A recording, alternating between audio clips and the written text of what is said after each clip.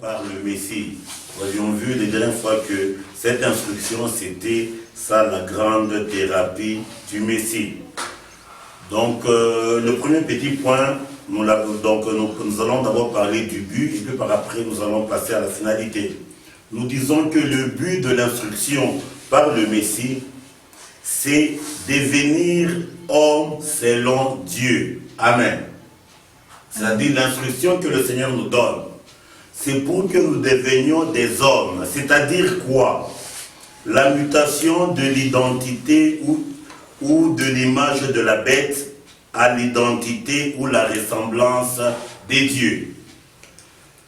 Nous allons voir un peu comment est-ce que l'homme est représenté, donc l'homme naturel, comment il est désigné quand nous arrivons sur la terre. Pour cela, nous allons lire le livre de Job, le chapitre 11, le verset 12. Job 11, 12, la Bible déclare. L'homme, au contraire, a l'intelligence d'un fou. Il est né comme le petit d'un âne sauvage. Dans la Bible, on révèle ici que tous les humains sur la terre, quand nous arrivons, nous venons avec une intelligence de la folie. Pas seulement la folie, au-dessus de ça, nous sommes des ânes, pas n'importe quel âne, en plus des ânes sauvages. Comme l'Écriture le dit, l'homme n'est comme le petit d'un âne sauvage avec l'intelligence d'un fou. Que révèle l'âne? Je crois que tous on est au courant quand on a été sur le banc de l'école. Quand quelqu'un n'était pas assidu à l'école, le professeur disait toujours, cet homme, il est comme un âne. Un âne révèle l'ignorance. Amen. Donc quand nous arrivons sur la terre, notre esprit est ignorant concernant les choses des dieux. Nous ne connaissons rien. En plus d'être âne, on n'est pas dans la civilisation, nous naissons dans l'état de la sauvagerie. La terre sur laquelle nous sommes, nous allons voir les Écritures, dans la pensée des dieux, ce n'est qu'une forêt. L'unique endroit qui est apparenté à la ville, il n'y a que le ciel des dieux où il y a la civilisation. Amen. Ce concept est encore confirmé par l'homme de Dieu Ecclésiaste, qui est en train de, Salomon, à travers son livre d'Ecclésiaste, il est en train de confirmer l'état de l'homme. Nous sommes dans Ecclésiaste 3, 18. Ecclésiaste 3, 18. La Bible déclare ceci. Ecclésiaste 3, 18, la Bible déclare. J'ai dit à mon cœur, au sujet des fils de l'homme, que Dieu les éprouverait et qu'eux-mêmes verraient qu'ils ne sont que des bêtes. Amen. Ça c'est Salomon qui parle, il a analysé les choses. Il dit, si l'homme n'arrive pas à s'examiner, il peut croire qu'il est un homme. Mais s'il rentre en lui-même, il s'éprouve, il ne va voir qu'il n'est qu'une bête, ou en d'autres termes, un animal. Qu'est-ce qui fait le concept de bête? Le concept de bête est en corrélation avec le concept bêtise. Et les bêtises, selon Dieu, tout péché que nous commettons, c'est une bêtise selon Dieu. Et tout celui qui pêche, dans la grande dimension de Dieu, on est bête. On devient homme quand on cesse de commettre les bêtises, c'est-à-dire les péchés. C'est là où Ecclésiaste, comme c'est un point important, il dit Dieu va éprouver les hommes eux-mêmes vont se rendre compte qu'ils ne sont que des bêtes. Nous allons encore un autre texte qui confirme le concept animal ou le concept d'être bête de l'homme. C'est cela que même dans le langage de tous les jours, quand quelqu'un fait beaucoup de choses anormales, même en swahili on le dit, Uyumuntu ni nyama. Amen. Je ne sais pas si on se comprend. Ouais. Donc, si quelqu'un est sérieux, il est correct, on dit Uyumuntu ni Uyuni muntu. Amen. Donc, l'homme, ce n'est pas le nez ou le visage, l'homme, c'est l'attitude. La bête aussi, ça n'a rien à voir avec les animaux qu'il y a sur le plan naturel. La bête, c'est tout celui qui vit selon le péché. Nous sommes dans 1 Corinthiens, le chapitre 15. Nous lisons le verset 44 et le verset 46. 1 Corinthiens, le chapitre 15, 44 et 46, la Bible déclare. Donc nous disons 1 Corinthiens 15, 44 à 46, l'écriture déclare, c'est une écriture qu'on a déjà lue, mais on va rentrer sur le concept ici animal. Il est dit ceci: il est sémé corps animal, il ressuscite corps spirituel. S'il y a un corps animal, il y a aussi un corps spirituel. C'est pourquoi il est écrit: le premier homme, Adam, devint une âme vivante.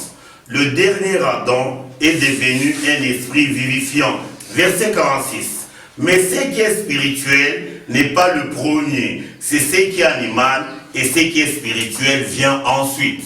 Dans la Bible, le verset 46 nous confirme ici que entre la dimension animale et la dimension spirituelle, ce qui vient en premier lieu, c'est la dimension animale, qui est la dimension dans laquelle nous entrons quand nous arrivons sur la terre. Maintenant, quand nous acceptons Christ, Christ nous fait sortir de cet état animal afin que nous devenions des hommes. Comme il est dit, ce qui est spirituel n'est pas le premier, mais c'est ce qui est animal, et ce qui est spirituel vient ensuite. Nous rentrons encore dans le livre de Apocalypse, qui montre toujours le concept d'animal. Et quand on est dans le concept, dans ce concept, on ne peut jamais hériter le royaume des dieux. Nous sommes dans Apocalypse 22. Nous lisons du verset 11 au verset 15. Apocalypse, c'est le dernier livre, Apocalypse 22, du verset 11 au verset 15. Écoutez ce que l'Écriture déclare. Que celui qui est injuste soit encore injuste. Que celui qui est souillé se souille encore. Et que le juste pratique encore la justice, et que celui qui est saint se sanctifie encore. Voici, je viens bientôt, et ma rétribution est avec moi, pour rendre à chacun selon ce qu'est son œuvre.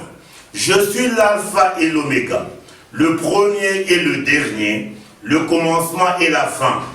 Heureux ceux qui lavent leur robe afin d'avoir droit à l'arbre de vie et d'entrer par les portes de la ville. Nous avions dit que la ville, dans ce concept, il n'y a que le ciel des dieux où il y a la civilisation. La terre sur laquelle nous sommes, selon les pensées des dieux, ce n'est qu'une jungle, ce n'est qu'une forêt. Amen.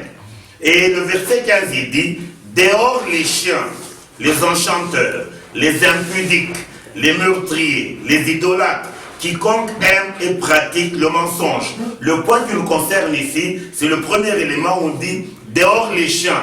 Les chiens dont il s'agit ici, ça n'a rien à voir avec les bleu d'oc, ça n'a rien à voir avec les milous qui peuvent être dans nos maisons. Dans le concept ici de chiens, où l'Écriture dit qu'ils ne peuvent jamais entrer dans le royaume des cieux, c'est tout homme qui vit comme un animal. Amen. Cela, nous avions dit que le rôle de l'instruction des dieux, c'est pour nous extirper de l'état animal afin que nous devenions des hommes selon Dieu.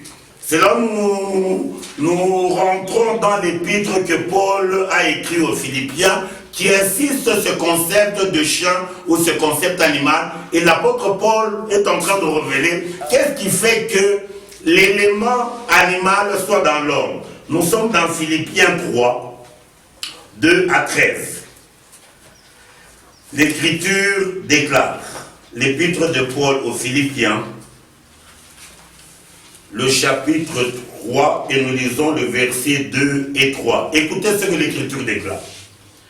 Prenez garde aux chiens, prenez garde aux mauvais ouvriers, prenez garde aux faux circoncis, car les circoncis, c'est nous, qui rendons à Dieu notre culte par l'Esprit des dieux, qui nous glorifions en Jésus-Christ et qui ne mettons point notre confiance en la chair. Amen. Dans le concept de chien, selon le concept ici de Paul, c'est l'état d'être de la chair qui est opposé à l'esprit. C'est là où il dit, prenez garde aux chiens, prenez garde aux mauvais ouvriers, prenez garde aux faux circoncis. Qu'est-ce que c'est que la circoncision? La circoncision, c'est le jugement et la condamnation de notre chair et de notre sang afin que nous devenions spirituels. Donc un faux circoncis, c'est celui dont son esprit est encore attaché à sa chair et à son sang. Amen. C'est pour ça que même en Swahili, on le dit très bien. Le corps ici, on l'appelle nyama. Amen. Réellement, c'est de l'animalité. L'homme, c'est l'intérieur, l'esprit. Pour qu'on devienne enfant de Dieu, c'est quand il y a séparation entre ces deux entités. C'est là où Job 32:8 le dit très bien. En réalité, dans l'homme, c'est l'esprit. C'est le souffle du Tout-Puissant qui donne l'intelligence.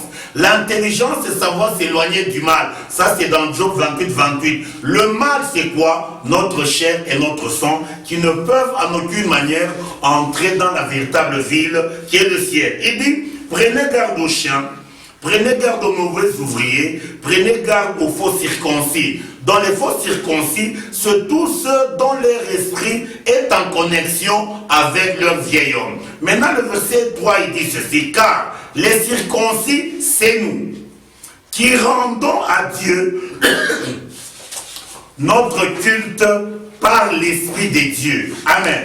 Amen. Bien-aimé, le culte, c'est quoi? Le culte, c'est notre relation avec Dieu.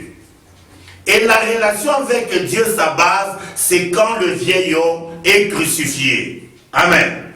Quand le vieil homme est là, on est un faux circoncis. C'est là où on dit, car les circoncis, c'est nous, qui rendons à Dieu notre culte par l'Esprit de Dieu, qui nous glorifions en Jésus et qui ne mettons pas notre confiance à la chair. Donc l'animalité de l'homme, c'est la chair. Amen. Selon la Bible dit, la chair a des désirs contraires à ceux de l'esprit. Elle ne peut pas se soumettre à la loi des dieux. Nous allons rentrer à un texte, je crois qu'on était rentré là-dessus il y a longtemps, mais c'est quand même important, pour montrer un peu quelle est la vision des dieux sur la naissance de la maternité. Amen. Il faut que nous puissions bien comprendre cela. Nous allons aller dans ce que Dieu a donné comme loi à Israël, quand une femme enfante un enfant, et qu'est-ce que Dieu dit là-dessus? Nous sommes dans Lévitique 12. Lévitique 12, la Bible déclare. Lévitique 12, l'Écriture déclare. Nous lisons du premier verset au verset 5. C'est très important. Bien-aimés, suivez ce que Dieu dit. L'Éternel parla à Moïse et dit, parle aux enfants d'Israël et dit, lorsqu'une femme deviendra enceinte et qu'elle enfantera un mâle, bien avant de continuer, le Saint-Esprit s'est arrangé pour ne pas utiliser l'identité enfant, on a utilisé l'identité mâle. Un mâle, c'est un concept qui est en corrélation avec les animaux. Amen. C'est ce que la Bible dit. On ne peut jamais dire, l'enfant que vous avez eu, c'est un mâle ou une femelle. Non. Vous comprenez un peu? Le mâle, c'est un concept animal. Il dit ceci. Lorsqu'une femme deviendra enceinte et qu'elle enfantera un mâle, elle sera impure pendant 7 jours et sera impure comme au temps de son indisposition menstruelle. Le 8e jour, l'enfant sera circoncis. Elle restera encore 33 jours à se purifier de son sang. Elle ne touchera aucune chose sainte et n'ira point au sanctuaire jusqu'à ce que les jours de sa purification soient accomplis.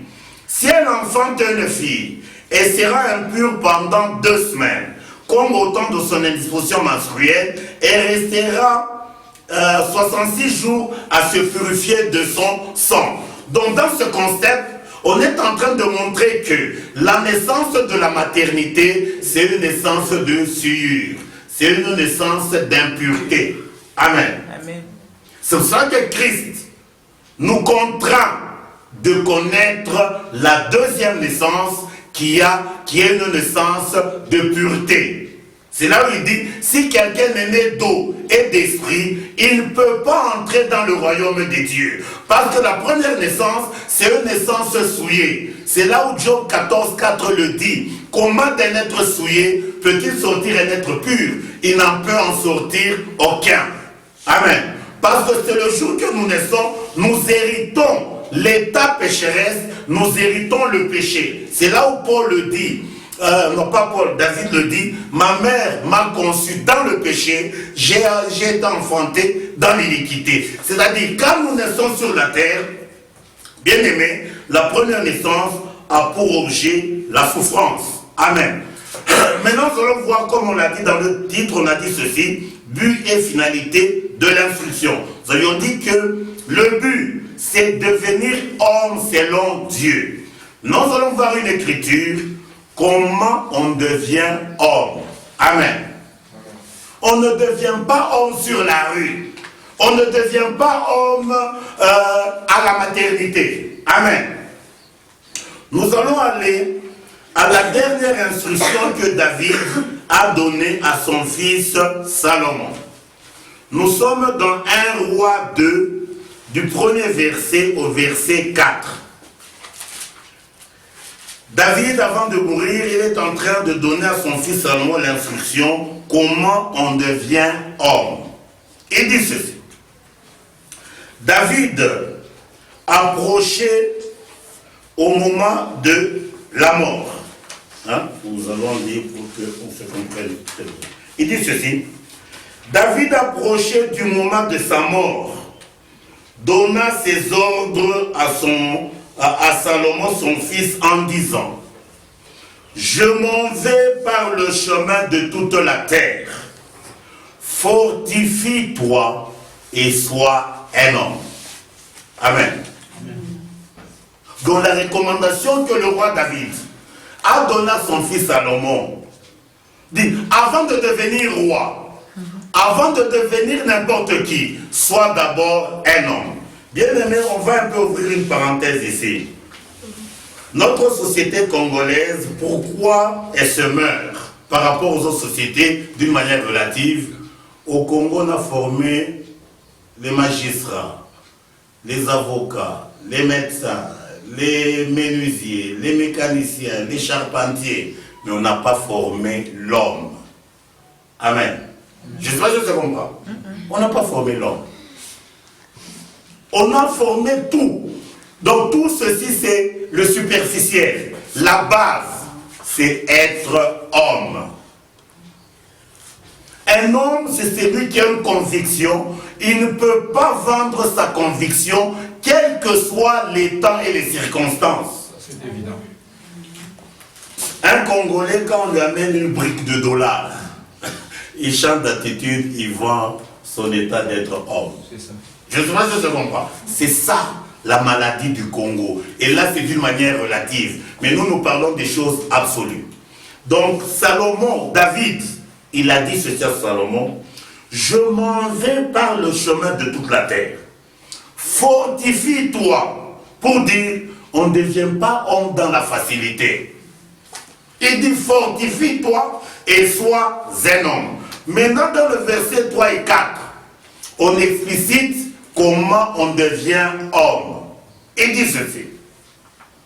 Observe les commandements de l'Éternel ton Dieu, en marchant dans ses voies et en gardant ses lois, ses ordonnances, ses jugements et ses préceptes, selon ce qui est écrit dans la loi de Moïse, afin que tu réussisses dans tout dans ce que tu feras et partout où tu te tourneras, afin que l'Éternel accomplisse cette parole qu'il a prononcée sur moi. Si tes fils prennent garde à leur voie, en marchant avec fidélité devant moi, de tout leur cœur, de toute leur âme, tu ne manqueras jamais d'un successeur sur le trône d'Israël. Amen. David a appelé, tu dois marcher dans les voies du Seigneur. Je vais expliquer pour qu'on comprenne un peu qu'est-ce que c'est que les voies célestes et qu'est-ce que c'est que les voies célestes. Quand nous allons dans le livre de Ésaïe 58, c'est un verset, on est déjà rentré là-dessus. Écoutez ce que la Bible dit.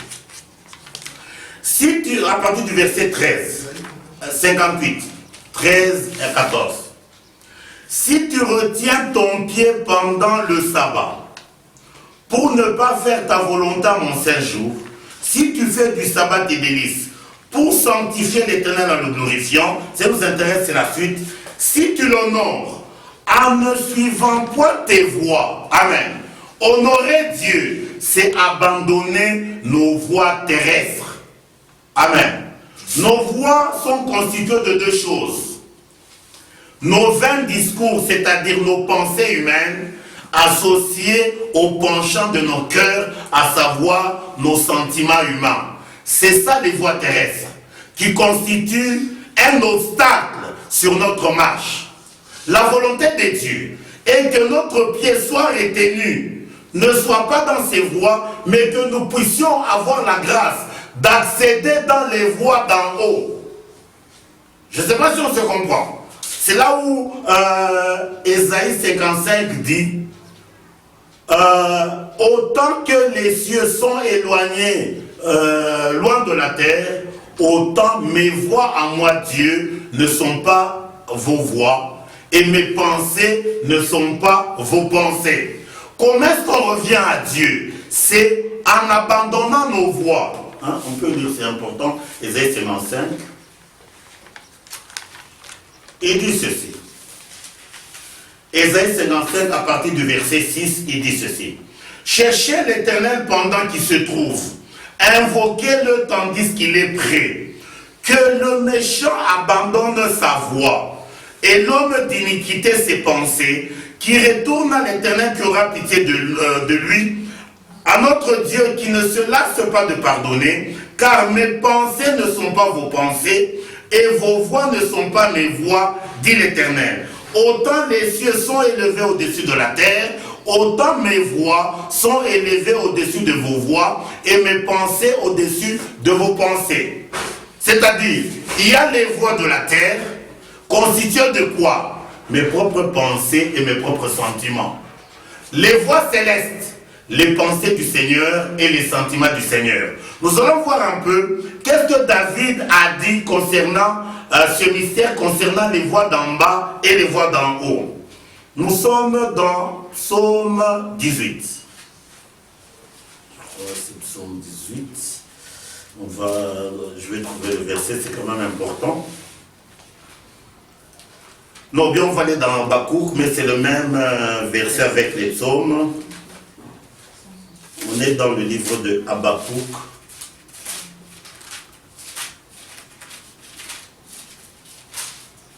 Habakkuk dit ceci.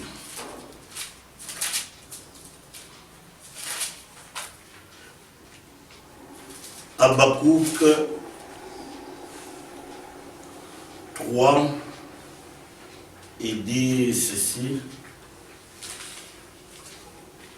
Habakkuk 3, à partir du verset 18 et 19. Écoutez ce que l'Écriture dit. Habakkuk veut dire c'est lui qui demeure dans l'amour concentré des dieux. Il dit ceci. Toutefois, je veux me réjouir en l'Éternel, je veux me réjouir dans le Dieu de mon salut. L'Éternel, le Seigneur, est ma force. Il rend mes pieds semblables à ceux des biches. Il me fait marcher sur mes lieux élevés. Je ne sais pas si on se comprend. C'est-à-dire, Habakkuk montre ici que Dieu a rendu ses pieds semblables à ceux de la biche. Nous allons expliquer qu'est-ce que c'est que la biche. Et il me fait marcher dans les lieux élevés. C'est-à-dire, les lieux élevés, c'est ça les voies du Seigneur. Une biche, la biche révèle quoi? la biche révèle la capacité de s'extirper du piège. Amen. Le piège, c'est quoi? C'est notre chair et notre sang. C'est là où quand vous allez dans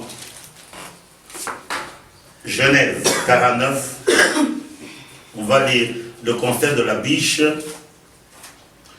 Genèse 49, il est dit ceci, la bénédiction prophétique de Jacob sur Nephtali. Il dit ceci, Genèse 49, verset 21, Nephtali est une biche en liberté, elle profère des belles paroles. C'est-à-dire, la biche révèle la liberté par rapport au péché, par rapport au piège. Et le piège ou le péché, c'est notre chair et notre sang. C'est là que vous allez dans un verset qui est presque que les gens utilisent comme un slogan, mais qui est une grande profondeur des dieux. Nous sommes dans Psaume 29, verset 11. C'est en corrélation avec la biche, en corrélation avec la forêt. Écoutez ce que la Bible dit.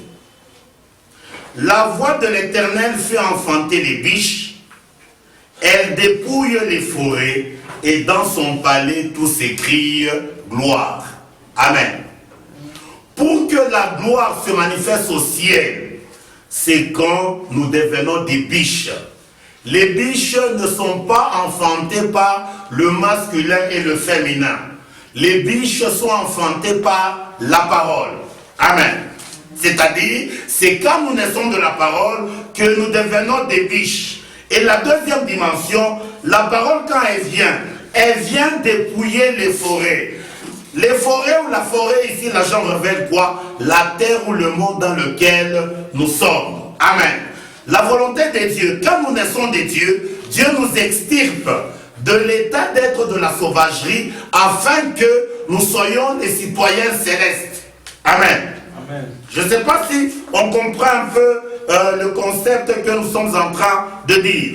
Donc quand nous rentrons à ce qui est donné dans Genèse, donc les voix du Seigneur, ce sont les voix célestes, c'est-à-dire Christ, sa parole, ses pensées et ses sentiments. Nos voix terrestres, nos pensées et nos sentiments. C'est là où maintenant David, en parlant à son fils Salomon, il dit, tu dois marcher dans les voies du Seigneur. Et ça, c'est ce qui est donné dans Genèse. La deuxième dimension qui vient, c'est ce qu'il appelle les lois des dieux qui sont données dans le livre d'Exode. La base du livre d'Exode, c'est le concept d'être délivré. Exode, c'est sortir. Amen. Et ce n'est que par la parole de Dieu que nous puissions être libérés de la prison qui est le monde dans lequel nous nous trouvons. Bien aimé, il faut qu'on comprenne bien ces choses. C'est là que nous rentrons au concept de la loi de Dieu. La loi de Dieu, la Bible l'appelle la loi parfaite. C'est quelle loi? La loi du renoncement. Amen.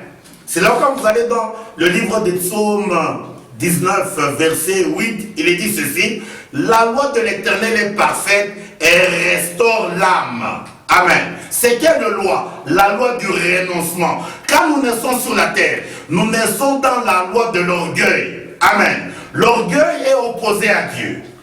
La loi de Dieu, c'est la loi du renoncement. Et Christ, quand il a été ici sur la terre, c'est cette loi qui a animé tout son parcours terrestre. C'est là où Jacques le dit dans le chapitre 1er, le verset 25, il dit, c'est lui qui aura plongé son regard dans la loi parfaite, la loi de la liberté, et qui aura persévéré, n'étant pas un auditeur oublieux, mais se mettant en l'œuvre, celui-là sera réellement heureux dans son activité. Donc la loi de Dieu bien-aimé, c'est la loi du renoncement. C'est là où Ésaïe 8:20 déclare, à la loi et au témoignage, si l'on ne parle pas ainsi, il n'y aura point d'aurore pour le peuple. C'est-à-dire la parole de Dieu est composée de deux choses. La loi et le témoignage. La loi, c'est quoi, comme nous l'avons dit? C'est le concept du renoncement. Amen.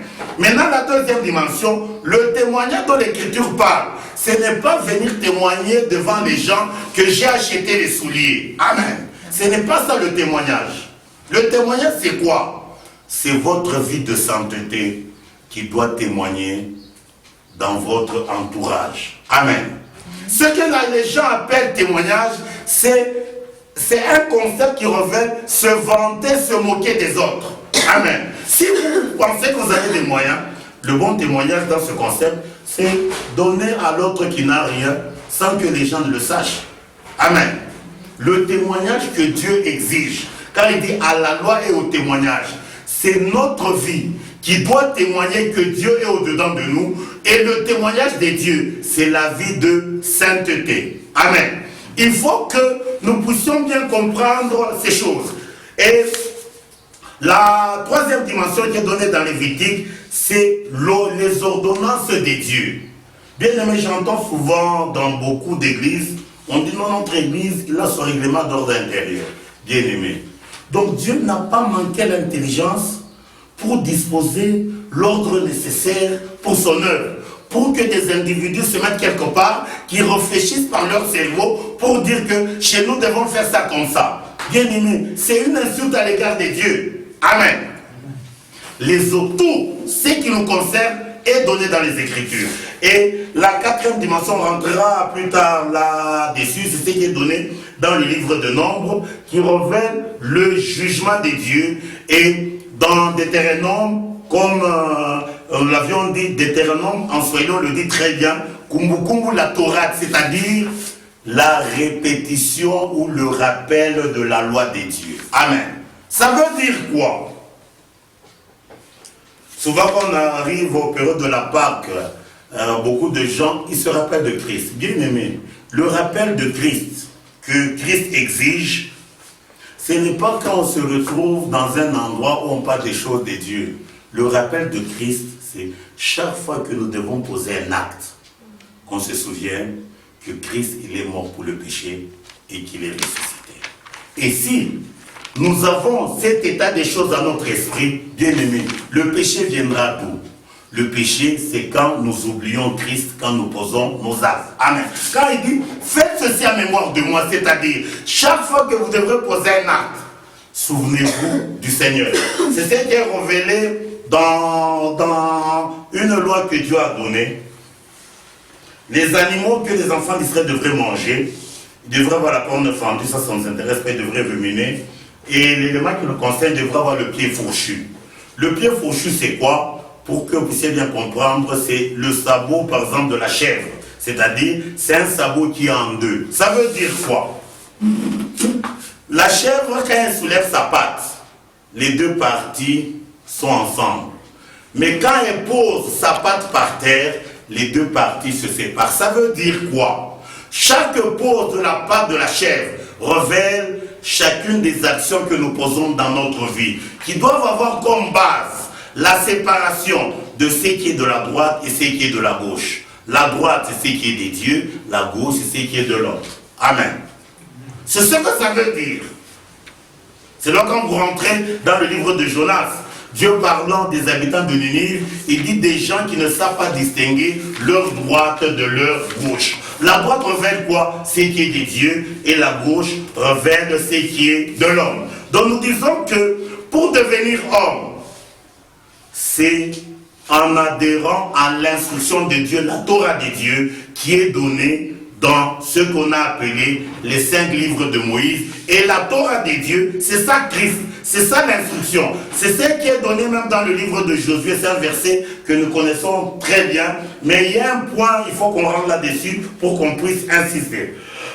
Nous sommes dans le livre de Josué. Josué 1, verset 8. Josué 1, verset 8, la Bible déclare. Josué chapitre 1er, verset 8, la Bible dit ceci. C'est Dieu qui parle à Josué, que ce livre de la loi ne s'éloigne point de ta bouche, médite-le jour et nuit pour agir fidèlement, selon tout ce qui est écrit, c'est alors que tu réussiras. Tu auras du succès dans tes entreprises, c'est alors que tu réussiras. Bien aimé, il y a un point important qui est donné ici, mais souvent on ne fait pas attention. D'une manière naturelle, nous lisons avec quoi? Nous lisons avec les yeux. Amen. Mais Dieu parlant à Josué, Il n'a pas dit que ce livre de la loi ne s'éloigne au point de tes yeux. Que le livre de la loi ne s'éloigne au point de ta bouche. Amen. C'est un point trop important. Ça veut dire quoi? La bouche, à quoi elle sert? Elle sert pour manger. Manger veut dire la communion. Amen. Je ne peux jamais manger ce bac. C'est-à-dire, moi et ce bac, nous serons toujours séparés. Mais si on met à manger ici, quand je mange, moi et le manger, nous devenons un. Quand la Bible dit que ce livre de la loi ne s'éloigne au point de ta bouche, Dieu veut dire ceci, que nous et la loi et que le livre, que nous soyons un. C'est ça le message. Je ne sais pas si on se comprend. On lit avec les yeux, mais Dieu en parlant ici, il n'a pas épinglé le concept des yeux. Il a parlé de la bouche. Je ne sais pas si on se comprend. Et quand vous lisez le concept qui est donné ici, c'est le même concept que David a donné à son fils Salomon. Si tu fais ça, tu vas réussir. Le concept de réussir, c'est ce qui est dit dans l'Apocalypse. C'est lui qui vaincra, il aura ça. Amen. C'est vaincre quoi? Vaincre le grand piège qui est notre vieil homme. Amen. Notre vieil homme n'est pas notre ami. C'est un piège. Je ne sais pas si on comprend un peu le concept. Maintenant, nous allons rentrer toujours au concept de devenir homme. Il y a une écriture qui rentre vraiment là-dessus. Jésus-Christ, c'est lui la parole qui a été faite chair. Tout ce que Christ a fait dans sa vie, il n'y a rien qui soit profane, tout est prophétique. Et qu'est-ce qui nous concerne ici? Nous allons parler du mystère de la crèche. Amen. Christ, quand il est né, Dieu, il s'est arrangé pour que Christ, quand il va naître, qu'on puisse le coucher dans une crèche. Amen. Je crois que je peux vous donner les versets, vous allez lire à la maison. C'est dans Luc 2, le verset 7, le verset 12 et le verset 16. La crèche, quand vous lisez le dictionnaire, c'est le mangeoire des animaux. Amen. C'est ça la crèche, le mangeoire des animaux. Pourquoi Christ, quand il est né, on l'a couché dans la crèche? C'est un discours prophétique adressé à tous les individus, à tous les humains. Amen. C'est-à-dire, Christ, c'est lui l'instruction. Les animaux qui mangent dans la crèche, c'est nous les humains, nous naissons animaux. Maintenant, quand nous allons nous approcher de la crèche où il y a Christ, c'est pour que nous puissions le manger, afin que l'animalité nous quitte, que nous devenions des hommes. Je ne sais pas si on comprend un peu ce que j'ai dit. Je vais donner le texte qui reflète ce que nous disons dans le livre de Proverbes. Je ne sais pas si on se comprend. Donc Christ, il a été mis dans le mangeoire des animaux. Et les animaux, c'est qui? Tout homme qui fait le péché, qui commet le péché, il est animal. Il a besoin de manger Christ, afin que l'animalité le quitte pour qu'il devienne homme. Je ne sais pas si on comprend un peu ce que nous sommes en train de dire. Ce concept est révélé dans le livre de Proverbes. Nous allons aller dans Proverbe 9, 1 à 2. Proverbe 9, 1 à 2. C'est là qu'on dit, c'est lui qui mange ma chair et boit mon sang, il a la vie. Proverbe 9, il dit ceci. C'est vraiment un bon proverbe. Écoutez ce que l'Écriture déclare. Dans ces proverbes 9, nous allons lire 1 à 9. Ou bien même 1 à 9. Il est dit ceci. La sagesse a bâti sa maison. Elle a taillé ses 7 colonnes. Elle a égorgé ses victimes, mêlé son vin et dressé sa table.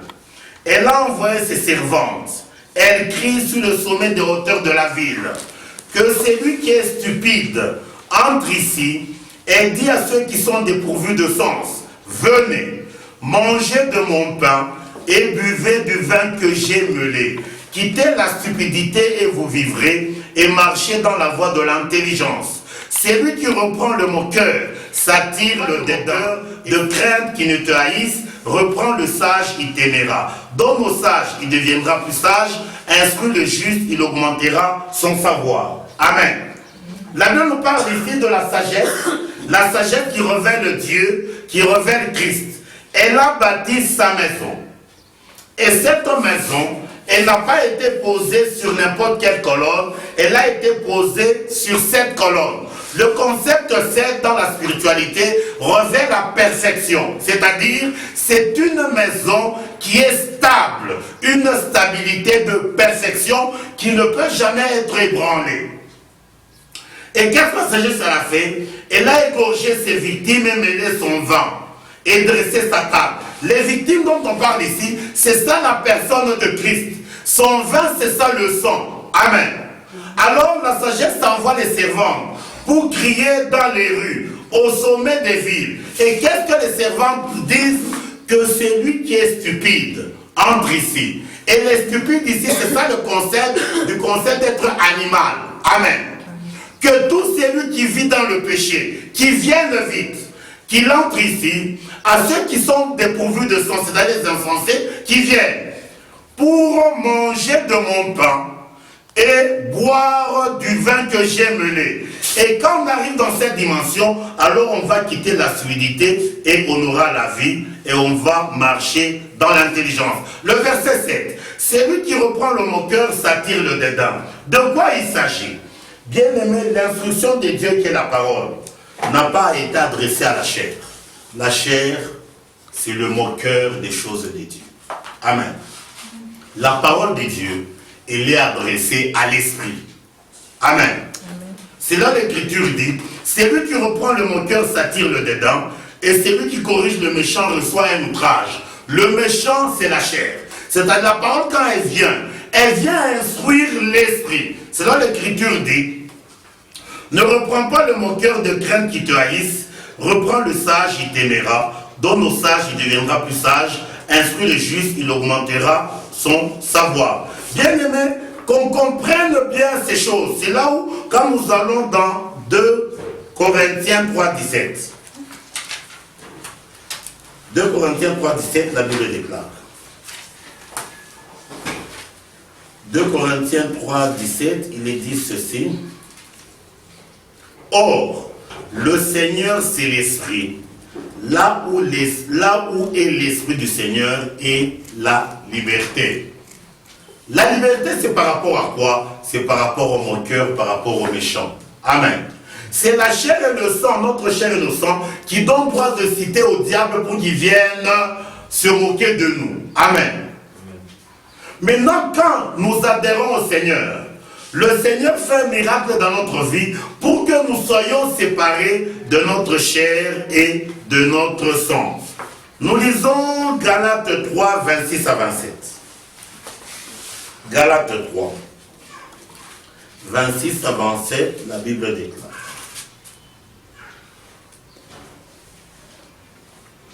Car vous êtes tous fils de Dieu par la foi en Jésus-Christ. On ne devient pas fils de Dieu par la maternité.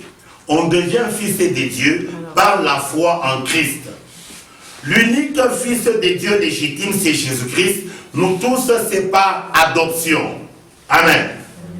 Et il dit, vous tous qui avez été baptisés en Christ, vous avez revêtu Christ. C'est-à-dire, c'est Christ qui est esprit, c'est dans la volonté de Dieu, et que nos esprits soient immergés en Christ, afin que nous puissions revêtir Christ. Christ, c'est ça le concept qui est donné dans les textes qu'on a vus, l'homme nouveau, créé à l'image de Dieu, dans la justice et dans la sainteté. Et le concept ici de la crèche, c'est ce que Christ conclut dans Jean 6. On va lire Jean 6 à partir du verset 47. Jean 6, à partir du verset 47, l'Écriture déclare. Jean 6, à partir du verset 47, il est dit ceci. En vérité, je vous le dis, celui qui croit en moi a la vie éternelle. Je suis le pain de vie. Vos pères ont mangé la manne dans le désert, ils sont morts. C'est ici le pain qui descend du ciel, afin que celui qui en mange ne meure point.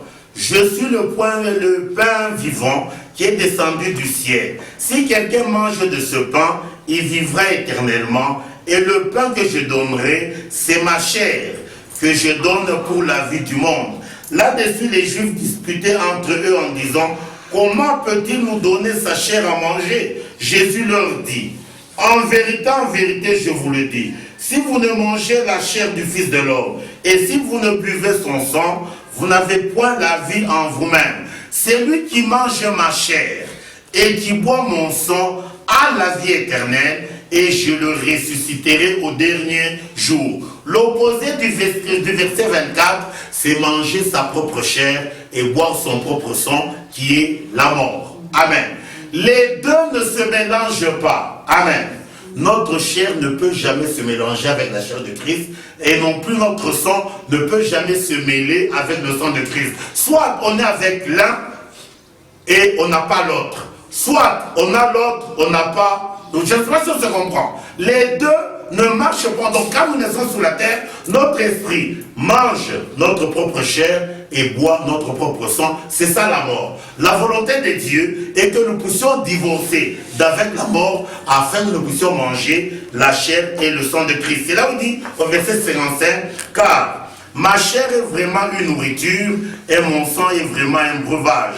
Celui qui mange ma chair et qui boit mon sang demeure en moi et je demeure en lui. Comme le Père est vivant, m'a envoyé, et que je vis par le Père, ainsi celui qui me mange vivra par moi. C'est ici le pain qui est descendu du ciel. Il n'en est pas comme de vos pères qui ont mangé la manne et qui sont morts. Celui qui mange ce pain vivra éternellement. Bien aimé, j'ai voulu donner un peu ce concept pour qu'on comprenne un peu que l'instruction du Seigneur, c'est pour nous extirper de l'état animal afin que nous devenions des hommes. Ça, c'est le but. Je crois que le samedi prochain, nous rentrerons au concept le grand piège dans cette dimension. C'est là quand on va lire quand même ce texte, vous allez méditer là-dessus. Nous allons lire 1 Corinthiens 11, 23. 1 Corinthiens 11, 20 à 23. 1 Corinthiens 11, la première épître de Paul aux Corinthiens, chapitre 11. Écoutez ce que la Bible dit.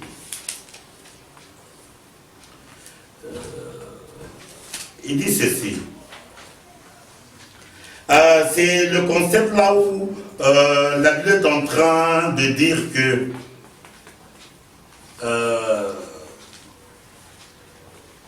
là où la Bible est en train de dire, beaucoup de gens ils mangent le corps de Christ d'une manière indigne. C'est pour cela qu'il y a beaucoup d'infirmes, il y a beaucoup de maladies et qu'il y a beaucoup de morts. Attendez,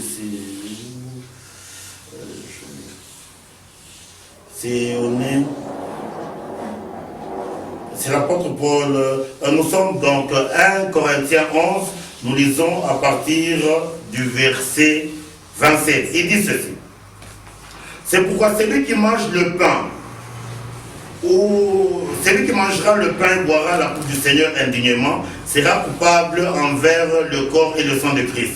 Que chacun donc s'éprouve soi-même, et qu'ainsi il mange du pain et qu'il boive de la coupe. Car celui qui mange et boit sans discerner le corps de Christ, mange et boit un jugement contre lui-même. C'est pour cela qu'il y a parmi vous beaucoup d'infirmes et de malades, qu'un grand nombre sont morts. Amen. C'est un langage spirituel que Paul utilise. Amen. L'infirmité, c'est quoi? C'est notre chair. La maladie, c'est quoi? Le péché. Et la mort, c'est la mort spirituelle. Amen. Si on ne mange pas le corps de Christ d'une manière digne, bien aimé, ces trois éléments vont nous accompagner. La volonté de Dieu est que nous puissions manger le corps de Christ d'une manière digne. Et le concept dignité, ce n'est que quand le renoncement est total à l'égard du vieil homme. Bien-aimé, que Dieu nous fortifie. Je ne sais pas s'il y a quelques questions là-dessus, s'il y a eu des incompréhensions. Par la grâce de Dieu, on va tâcher à y répondre. Je n'avais pas terminé une phrase sur la circoncision. Vous avez parlé de la circoncision et les jugements et la condamnation de notre chair. Oui, je vais expliquer. C'est-à-dire, la circoncision selon Dieu. D'abord, je vais expliquer la circoncision sur le plan physique. La circoncision, c'est quoi? On coupe le cas, on circoncie un enfant. Qu'est-ce qui tombe? Il y a le prépuce et le sang. Les deux éléments qui tombent, c'est la symbolique de notre chair et de notre sang. Donc, la circoncision, c'est juger et condamner notre chair et notre sang. Hein? Je ne sais pas si c'est comprend. C'est pas l'abandon du péché? Oui, le péché, c'est notre chair et notre sang. C'est-à-dire ce qui se fait sur le plan physique. C'est une symbolique. L'homme, c'est l'esprit. Tant que mon esprit sera attaché à ma chair et mon sang, je suis mort. Il faut que mon esprit se sépare. C'est ça la circoncision. C'est ce que Christ vient faire dans nos vies. Notre esprit qui est attaché à notre chair et notre sang, il faut qu'il se sépare de notre chair et notre sang qui sont d'en bas pour qu'on puisse adhérer à la chair et au sang de Christ qui sont d'en haut.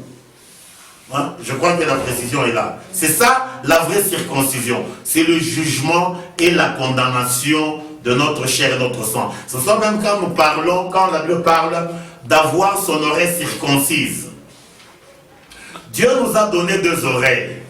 Les deux oreilles, ce n'est pas pour qu'on écoute bien. Amen. Il nous a donné deux oreilles, c'est pour nous montrer ceci. L'oreille droite révèle l'écoute selon Dieu et l'oreille gauche révèle l'écoute selon l'homme. Avoir son oreille circoncise, c'est juger et condamner l'écoute selon moi. C'est-à-dire quand Dieu parle, il ne veut pas que je l'écoute selon moi. Il veut que je l'écoute selon lui. C'est comme vous qui êtes maman. Vous donnez une instruction à votre enfant, mais l'enfant comprend l'instruction selon lui. Quand il va aller, dans sa tête, il a réalisé l'instruction. Alors quand il va rentrer vers maman, maman dit, c'est pas ça que j'ai dit. Amen. Donc l'oreille circoncise, c'est juger et condamner l'écoute selon l'homme. Dieu, quand il parle, nous devons l'écouter selon Dieu. Amen. L'autre circoncision dont l'Écriture parle, c'est la circoncision du cœur. C'est juger et condamner notre cœur corrompu. Amen. Pour dire, dans tout ce qui arrive dans notre vie, on ne doit pas les juger selon notre cœur corrompu. Et la symbolique, c'est David. Quand Dieu dit, l'homme selon mon cœur. Donc David a réalisé que son cœur était tortueux. Il l'a pris, il l'a jeté dehors pour fonctionner maintenant avec le cœur de Dieu. Je ne sais pas s'il y a une autre question. Oui, j'en ai une. Oui. C'est celle de savoir. Je vois dans des églises, ça se fait des coutumes, il y a le problème de la Sainte Seine. Qu'en dites-vous? La Sainte Seine, oui. On voit aussi c'est symbolique là. En d'autres termes, j'en ai parlé, mais je ne l'ai pas. J'en ai parlé, mais pas à le dire nommément.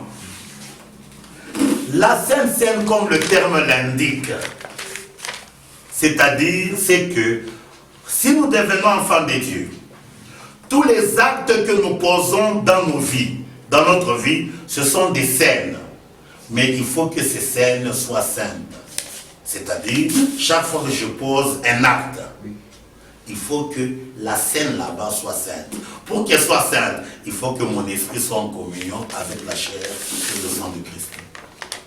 C'est pour ça qu'on dit même, quand les gens parlent de la communion, c'est-à-dire chaque fois que je pose un acte, il faut que mon esprit soit en communion avec Christ.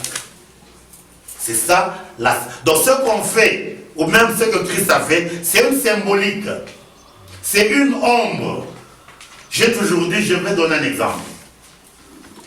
C'est comme dans votre domaine, dans une institution où on enseigne le médical, on montre un cœur matériel didactique en bois, hein, pour que les gens apprennent. Est-ce qu'un médecin peut venir quelqu'un il a la maladie du cœur, il prend le cœur en bois, il met dans la personne peut vivre. Jamais. Beaucoup de choses, ce sont des illustrations. Les ombres. Mais nous prenons les ombres, nous les prenons pour le corps.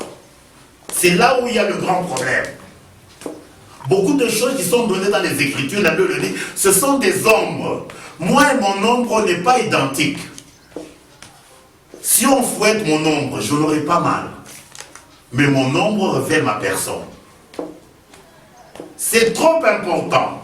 Beaucoup de choses dans les Écritures sont des ombres. Dans ce qui a été fait, le pain ici physique et le sang physique qu'on mange, on dit la Sainte Seine, c'est une ombre. La vraie Sainte Seine, c'est que quand vous posez un acte, que votre esprit est pour base les pensées du Seigneur et les sentiments du Seigneur. C'est ça la réalité, c'est ça le corps. Mais nous, devant l'ombre, nous pleurons, nous nous souvenons du Seigneur. Mais quand nous sommes dans la réalité de tous les jours, nous crachons sur le Seigneur. Est-ce qu'on peut voir le Seigneur? Non. Non, je ne sais pas si on se comprend. Donc on doit quitter les ombres pour entrer dans la vie. C'est là où la Bible dit mes paroles sont vie et esprit. C'est-à-dire, les paroles, c'est notre vie quotidienne. C'est là où nos actes doivent être des scènes qui soient saintes. Hein, je ne sais pas s'il y a une autre question. Oui. Juste une préoccupation aussi. J'allais demander par rapport aux... Donc pour les parents qui naissent réellement, et pour les enfants qui naissent. Les parents, les deux parents qui naissent réellement et qui connaissent Dieu et qui le craignent, qui méditent et qui agissent fidèlement selon Dieu. Lorsqu'ils doivent donner naissance à un enfant, ils doivent donner naissance à suyer, quoi qu'il fasse. Chaque parent, quand il donne naissance à un enfant, il donne naissance... C'est vrai, je vais expliquer. Quand vous lisez dans le livre de Ecclésiaste, non pas Ecclésiaste, Ézéchiel 16, il est dit ceci. Éternel, dit, fais connaître à Jérusalem ses abominations. Par ton origine et ta naissance, tu es du pays de Canaan, ton père est un Amoréen et ta mère une Étienne. Jérusalem dont on parle là-bas, c'est le lieu du culte, à savoir nos esprits. C'est-à-dire, quand nous arrivons sur la terre, le lieu du culte qui est notre esprit, et du pays de Canaan. Canaan veut dire ce qui est maudit, ce qui est d'en bas.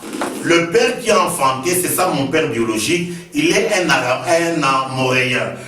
Le concept amoréen vient du terme Amor. Amor veut dire le baudet ou l'âne reproducteur. C'est-à-dire, chaque homme sur la terre, quand il donne naissance à quelqu'un, il ne reproduit qu'un âne. Je ne sais pas si je comprends. Il ne reproduit qu'un esclave par rapport au péché. Maintenant, il faut que celui qui est né esclave puisse rencontrer le Seigneur. C'est là où la Bible dit, Dieu a renfermé tous les hommes dans la désobéissance afin de faire miséricorde à tous. Donc de là, on peut dire aussi que le salut est individuel. Oui, le salut est individuel. Le salut est individuel. Le salut n'est pas collectif. Dieu rendra à chacun ce qu'aura été son œuvre. Le salut est individuel. C'est-à-dire, la première naissance, c'est ce qu'on appelle une arrivée maudite. Il n'y a que la deuxième naissance qui est l'arrivée bénie.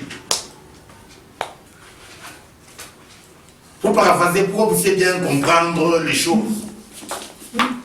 Tout celui qui naît des relations intimes ne peut pas voir le Seigneur. Il faut naître de la parole. La symbolique, c'est... Attendez, la symbolique, c'est Isaac et Ismaël.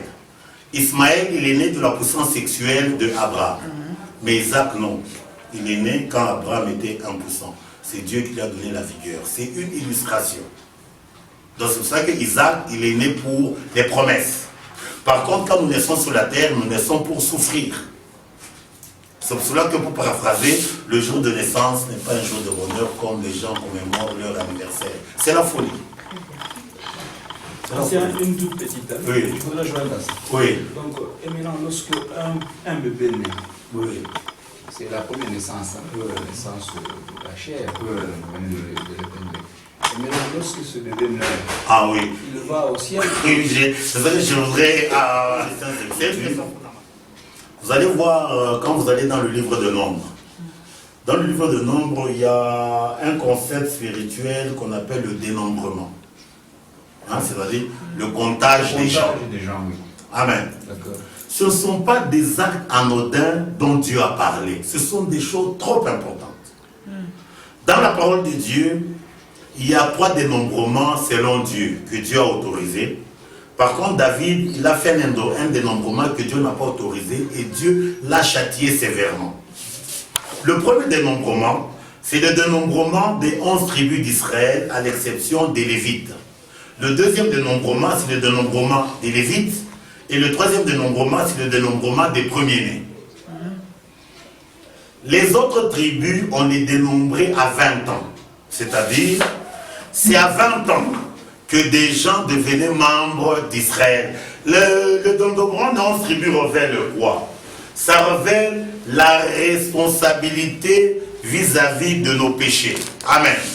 Donc un enfant qui a 19 ans, dans la loi de Dieu, il est irresponsable de ses actes.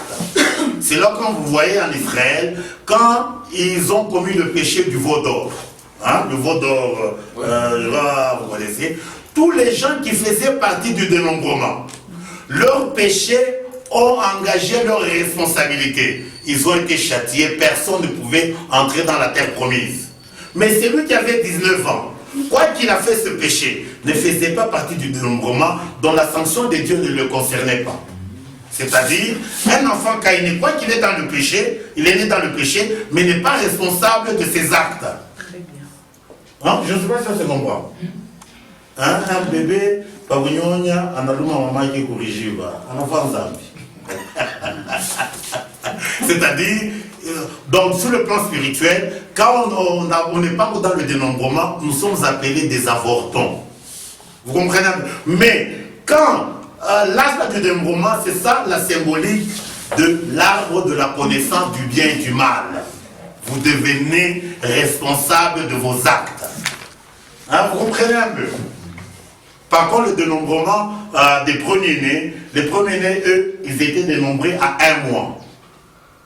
Donc Dieu ne rachetait que les premiers-nés. Les premiers-nés révèlent nos esprits. Bon, là, il y a encore beaucoup de choses à dire. Vous comprenez un peu? C'est-à-dire, quoi qu'on est né dans le péché, le bébé, il n'est pas responsable de ses actes. Est-ce que cela est confirmé dans la Nouvelle Alliance? Ça, c'est selon l'Ancienne Alliance. Je vais répondre à la préoccupation. Qu'est-ce que c'est que la première alliance? Qu'est-ce que c'est que la deuxième alliance? La première alliance, ce n'est pas l'Ancien Testament et la deuxième alliance, ce n'est pas le Nouveau Testament. Ça, c'est ce qu'on nous a dit. La première alliance, c'est l'alliance souillée de la maternité, pas le sang souillé. La deuxième alliance, l'alliance, donc le 8e jour, le jour de la circoncision, le sang de Christ. C'est comme Abraham. La première alliance, c'est Abraham. Abraham, la deuxième alliance. Jacob, la première alliance, voleur Jacob. Deuxième alliance, Israël. Ça, c'est ce qu'on nous a dit. Hein? Je ne sais pas si je se comprends. La première alliance, donc l'alliance, la base de chaque alliance, c'est le sang. Selon Dieu, il y a 2 sangs. Le sang souillé que nos mamans nous transmettent et le sang pur que la vraie mère nous transmet, l'alliance par Christ. C'est ça la deuxième alliance. Hein? Je ne sais pas si on se comprend. Donc Dieu, il veut que nous soyons de la deuxième alliance. C'est-à-dire, la deuxième alliance, c'est quand nous naissons du second Adam. La première alliance, c'est quand nous naissons du premier Adam. De la maternité, nous sommes les héritiers du premier Adam qui a été maudit. Il n'y a que le second Adam qui a été béni par Dieu. Hein? Je crois qu'on se comprend. Mais c'est clair. Hein? Il n'y a pas de préoccupation. Pour dire, vous allez monter une bénédiction comme les gens le disent, c'est une responsabilité. Mais des gens, ils croient que... Je ne sais pas si on se comprend. Il faut que l'enfant qui est né arrive à connaître le Seigneur. S'il n'arrive pas à connaître le Seigneur, le malheur qu'il a, il a fallu qu'il ne puisse même pas naître.